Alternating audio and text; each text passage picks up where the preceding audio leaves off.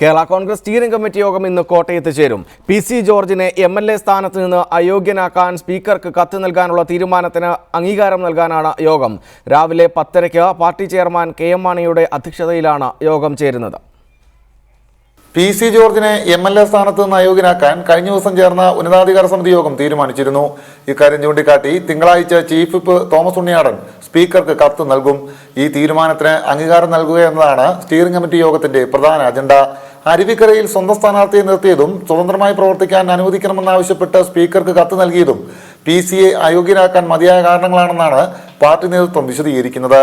എന്നാൽ പാർട്ടിക്കെതിരെ സ്ഥാനാർത്ഥിയെ നിർത്തിയിട്ടില്ലെന്ന് ജോർജ് പറയുന്നു. അഴിമതി വിരുദ്ധ മുന്നണിയുടെ ചെയർമാനായത് KM മാണിയുടെ അനുവാദത്തോടെയാണ്. മാണി തന്നെ പുറത്താക്കട്ടെ എന്നും ജോർജ് വെല്ലുവിളിക്കുന്നു. PC ജോർജ് വിഷയം കൂടാതെ റബ്ബർ പ്രതിസന്ധിയും കാർഷിക പ്രശ്നങ്ങളും പഞ്ചായത്ത് തെരഞ്ഞെടുപ്പുമൊക്കെ യോഗത്തിൽ ചർച്ച ചെയ്യുമെന്ന് സംഘടനാ ചുമതലയുള്ള ജനറൽ സെക്രട്ടറി ജോയി എബ്രഹാം അറിയിച്ചു. റിപ്പോർട്ടർ, കോട്ടയം.